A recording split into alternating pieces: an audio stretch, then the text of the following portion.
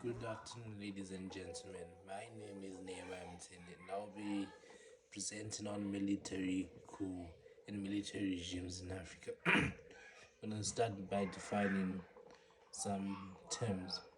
A coup d'etat, also called the coup, the sudden violent overthrow of an existing government by a small group. Their the main reason of wanting to carry out a coup, overthrow an existing government, is that they wanted to control the military, the police, and the armed forces of the country. Those are their main aims, and that's their main aim for the coup. A coup really affects or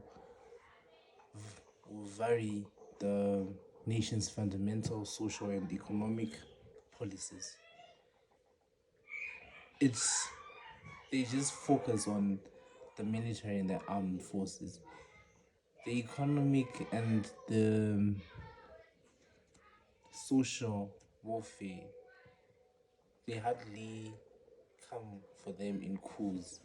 This also explains why there's corruption after during military regimes. We're gonna talk about military dictatorship. A military dictatorship is a type of dictatorship in which power is held by one or more military officers acting on behalf of the military. This is when the military takes over. Now they're in full control, but they elect a member amongst them to be their representative. But they control the main parts of the country. The military are now in charge. There's no democracy. A military dictatorship is a type of dictatorship in which power is held by one or more military officers who are acting on behalf of the military. Military dictatorships are often formed through military coups or popular uprisings, which popular uprising in terms of domestic unrest or instability, which gives the military and the army power because they gain power during these times. They come in as saviors, they pose as the ones who are going to bring change. And through military coups they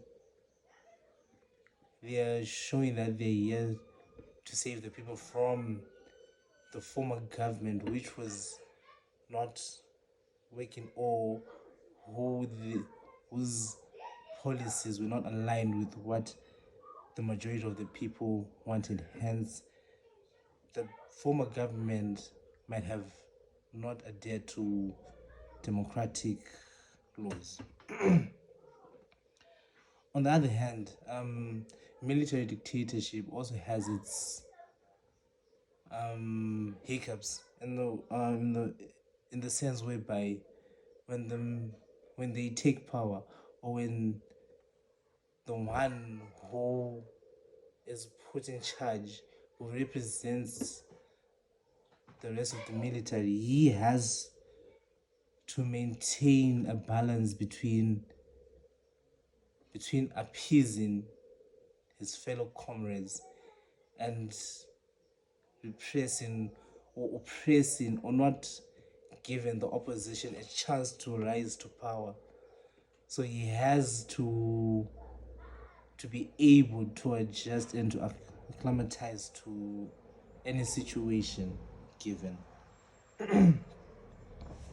The military has also been an important institution for protecting states from external threats and internal threats, also, which can be domestic uprising. But also, on the other hand, the military also poses as a threat to the states or to the governments which govern them, which have given them this power, because they can use cohesive force. They have the arms, they have the firepower to overthrow the government if they come together. So this power given to one institution or to one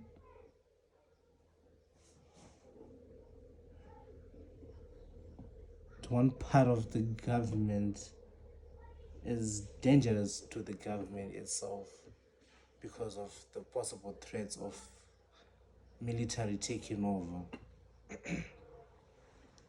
I'm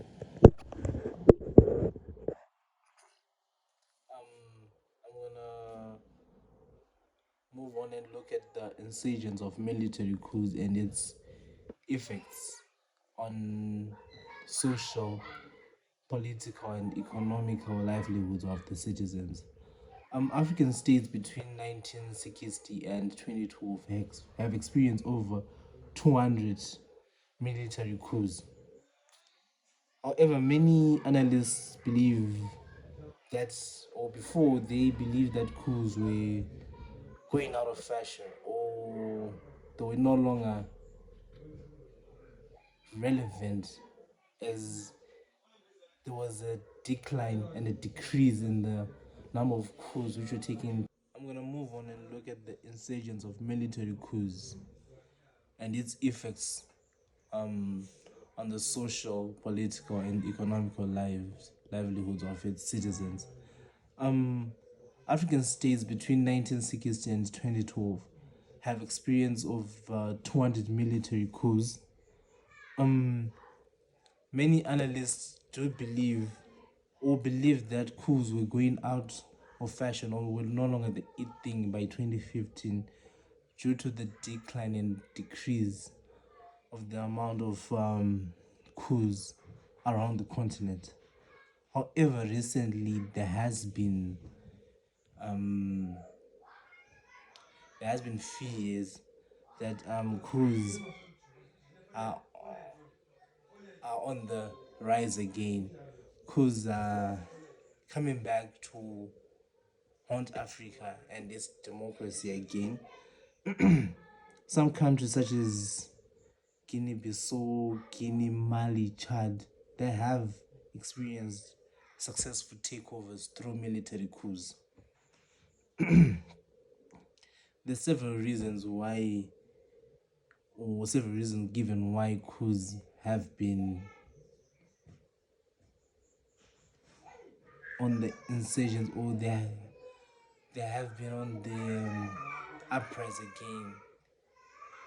The rehabilitation of military coups can be explained because of lack of modernization, cultural pluralism, poor governance, corruption, autocracy, and limited economic growth. These reasons have given the military power, or they have acted as scapegoatism for the military to carry out coups and replace the governments which were there through overt ways, illegal. Was in Burkina Faso in 2020 and a failed coup attempt in in Guinea-Bissau, in Principe, and the annexation of Sao Tome. A success of a military coup also depends on the planning strategies involved before carrying out the coup. The prerequisite of the military coup for them to be a success is the planning, and maybe to a certain extent a contingent plan might be needed for in case the military coup fails, just like the case of Guinea-Bissau and Principe. In 2022, there were 6 coup attempts in Africa, and 4 of them were successful. This is to add on to what I was saying, that as the success of a coup depends on the planning. You need to have a critical planning, and you need to know when to implement and carry out the plan, and also assess whether the environment is conducive for the military coup. Is it an average of around 4 a year in the 4 decades between 1960 and 2000?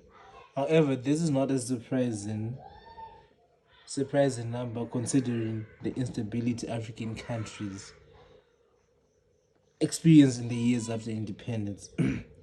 Poverty and poor economic performances have created conducive conditions for coups. With people suffering, this has given the military and armed forces a chance to come in and try and save the situation for the citizens. The citizens at this point in time, due to the suffering, poverty, they are all languishing and have been ravaged by poverty, and living conditions are just unbearable. The promises of the military um creates creates an image of a better tomorrow for the citizens, and this allows the military to be able to come in and take over. It's They use this to their advantage. In September 2020, the UN Secretary General Antonio Guterres voiced concern that military coups were back,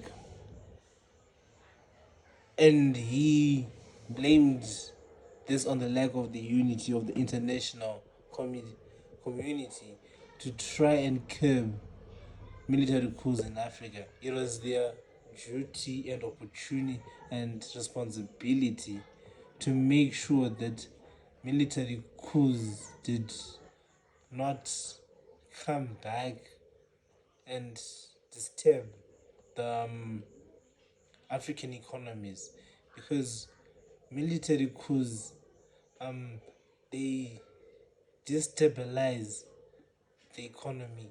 They destroy or degrade the democratic institutions which would have been set before, or which would have been en route to be in place. And these are some of the disadvantages of military coups, and this is why the UN Secretary General voices concerned, because he saw the dangers and how harmful military coups would be to Africa and the Western community. Add-on, we can also look at some countries, African countries, which have had the most attempted coups in the continent. Start off, we have Sudan. Sudan has had the most coups and attempted takeovers, amounting to 16 to 24 successful. Nigeria also has had a reputation for military coup attempts in 1960, and the takeover by the San Abacha, which amounts to eight military coups in Nigeria. Ghana has also had its fair share of military coups around the continent, with 8 in 2 decades. The first was in 1966, when Kwame Nkrumah was removed from power. Overall, Africa tops the table of the attempted coups around the world. Presentation. Foreign interference has also caused coups and cannot be ruled out in some of the coups in Africa. Western leaders have a tendency of supporting African leaders who are subservient to them, who serve under them, who are subordinate to them.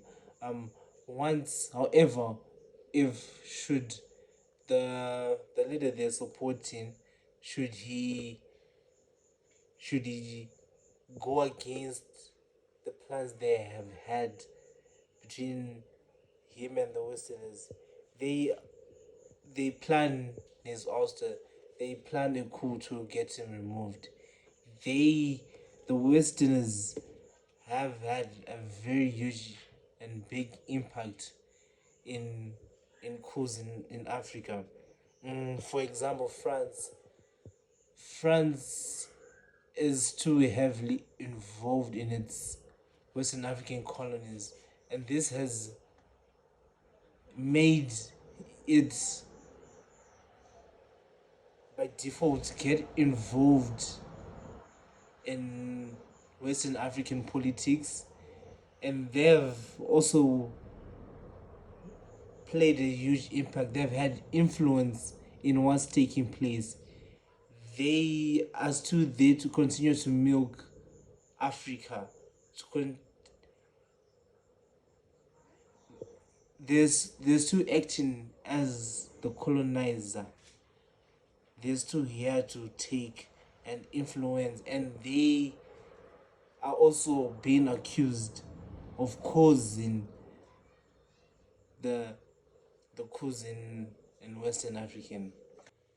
To continue on, Meta also claims that the military coups, these are all a grand plan of the Western imperialistic, who have noticed and who feel the impact and who feel the pressure and the rise of the Chinese, who are coming to who want to be at the top of the food chain, at the apex of it all.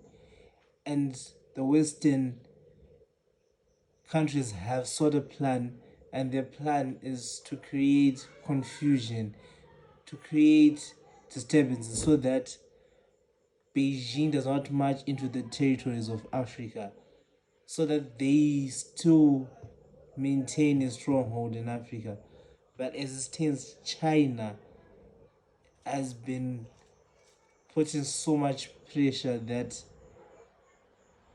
Meta is claims that maybe this is all a plan by the Western countries. Conclusion, or to conclude to the presentation, military regimes and military coups have and are still, and they are most likely going to keep haunting Africa, because as it stands, most African countries are still suffering economically and socially, and their citizens, their people, are surviving in absolute poverty, and some are languishing in poverty, and this will only cause so many uprising and disturbances to the social welfare of the country. And these instabilities will encourage the military to plan a takeover, and in most cases they will succeed, because people will be tired and they will want a new start. Thank you.